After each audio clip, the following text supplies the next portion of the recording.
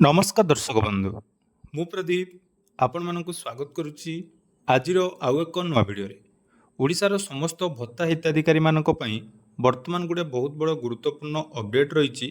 जो माने Indira Gandhi national old age pension scheme रे वार्धक्य भत्ता पाउचंती बा विकलांग भत्ता पाउचंती विधवा भत्ता जेकोसी भत्ता टंका पाउचंती वर्तमान केंद्र सरकार तरफ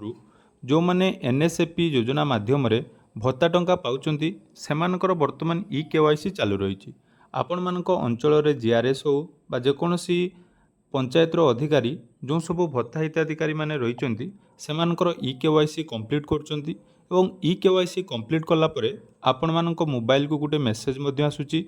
जो थरे कि आपण मानकर बहुत सारा कमेंट थिला जे वर्तमान जो केवाईसी करा जाउची एही मेसेज कोन पई आसुची एवं जो केवाईसी आपण माने केमिति निज मोबाइल करें एवं यार कौन रही डिटेल्स आसतु आज वीडियो रे से विषय संपूर्ण डिटेल्स जानिबा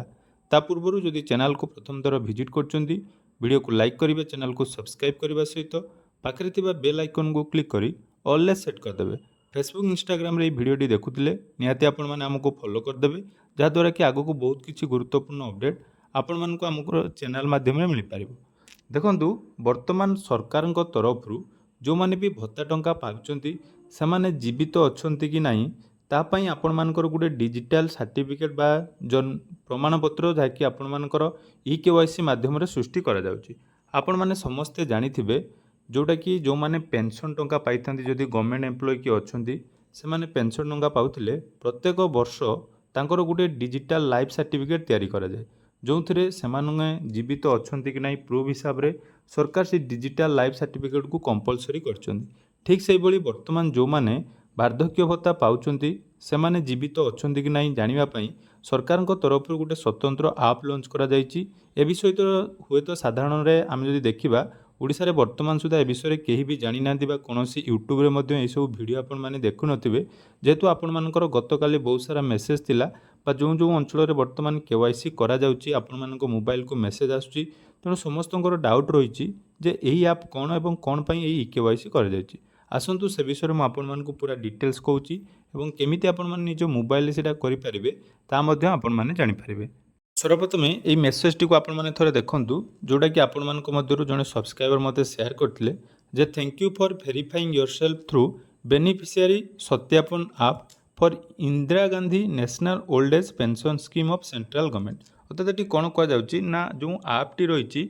बेनिफिशियरी सत्यापन ऐप माध्यम वर्तमान Indira Gandhi old age pension जो माने पाउचंती सेमानकर वर्तमान जाकि वेरिफिकेशन करा जाउची बा केवाईसी करा जाउची एवं तांकर गुटे बीएसए आईडी मध्य क्रिएट होउची you may view your beneficiary certificate in the app by providing your BSA ID your Aadhaar KYC data will be share with scheme for further processing अर्थात कौन कहूँ ना जो वर्तमान सरकार तरफ बहुत जनकर भत्ता टंका मध्य पेंडिंग रही कारण तांकर बैंक रे सब डिटेल्स ठीक थाई पारे किंतु ये जो ऐप माध्यम रे सेमानकर वर्तमान जीवित अच्छा कि नहीं ताहा चेक करने सरकार यही पदक्षेप नहीं जोटा कि आपण मानक अंचल जो जीआरएस मैंने रोचे से तो साधारणतः घर को घर आसी कर दौरान तापली आपण मैंने चाहिए यहाँ को निज मोबाइल करें आसतु केमी आपण मैंने निज मोबाइल करेंगे से विषय में आपण मानक डिटेल्स कहूँ तो देखु यहाँ रही से आप्लिकेसन डिटेल्स जार नाम आपण मैंने देखिपे बेनिफिशियरी सत्यापन ऐप बा बीएसए ऐप बोली आम कहूँ यहाँ को आपण मानक प्रथम प्ले स्टोर डाउनलोड करने पड़ो या सहित आपण मानक आधार फेस आईडी मन रखु आधार फेस आईडी यही दुईटी आप्लिकेसन आपण मैंने इनस्टॉल करेंगे इनस्टॉल कर सारापर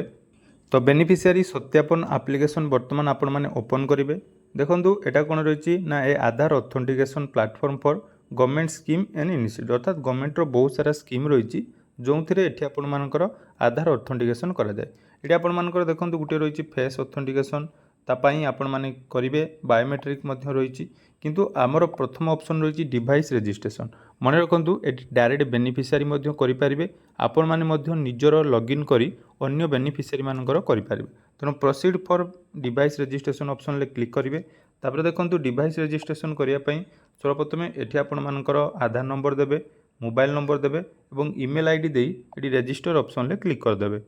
तापर देखो रेजिस्टर ऑप्शन आपण मैंने क्लिक करेंगे। रेजिस्टर ऑप्शन क्लिक कलापर देखो आपण मानकर गोटे ओटीपी जोटा कि एठी आसीबो। तेणु वन टाइम पासवर्ड जोटा आपण मानकर आसीबो तो सेही ओटीपी एठी आपण माने सबमिट करनेबे। ओटीपी सबमिट कर सारा पर तो देखिपे ये आपण मानकर ओटीपी जाकि आमर सबमिट करदे। ओटीपी सबमिट कलापर देखो एंटर नेम एज पर आधार अर्थात आधार हिसाब से ये आपण मानकर नेम रखिए। तापर रही देखो सिलेक्ट ऑपरेटर टाइप ये दुई टाइप रही गोटे रही सेल्फ एंड फैमिली आउ गोटे रही अदर्स। तेणु ये आपण मैंने निज बा निज फैमिली जब कर self and family option click करेंगे ना आपण मैंने अदर ऑप्शन क्लिक कर ये ऑपरेटर नेम आपण मैंने दे पारे। तापर देखो ये टर्म एंड कंडीशन ऑप्शन आपण मैंने क्लिक करेंगे। तापर स्कान ऑप्शन क्लिक करेंगे जो आपण मानकर ये फेस जाकि ऑथेंटिकेशन हम। तो देखो ये आपण मानकर जो आधार फेस आईडी डाउनलोड होती से को लिंक करी आपण माने निजर फेस स्कान करदेवे।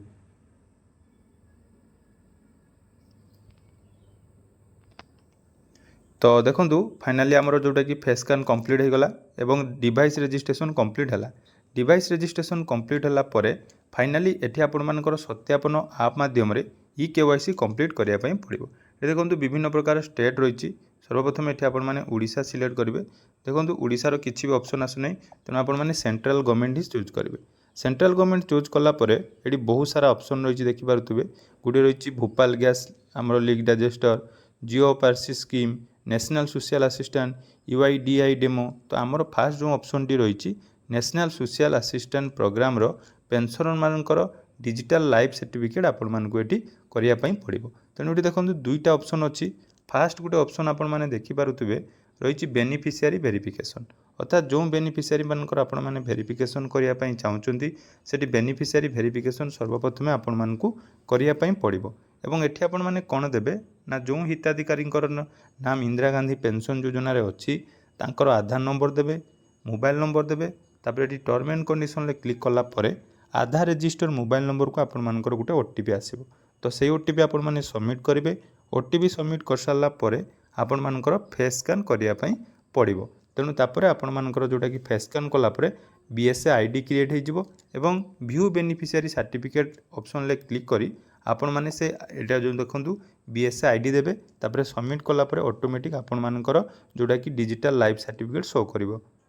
तेणु जो मानकर डाउट थिला जे कौन से मेसेज और कौन पाई करा जाउची एटा हला तार ई केवाईसी संपूर्ण प्रोसेस। जो माने भी वर्तमान सत्यापन एप्लिकेशन माध्यम डिजिटल लाइफ सर्टिफिकेट तैयारी करने चाहते यही प्रोसेस आपण माने करि परिबे। नले आपण मानक अंचल जो पंचायत जीआरएस होती से घर को घर आसी ई केवाईसी माध्यम जो माने नेशनल सोशल असिस्टेंट प्रोग्राम माध्यम कौन भी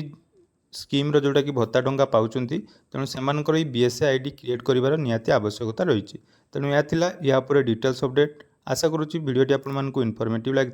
तो जदि भिडियोटी भल लगी चैनल को सब्सक्राइब करेंगे और आपण मैंने कौन जिल्लार वीडियो देखुं कमेंट सेक्शन में जनइबे। धन्यवाद।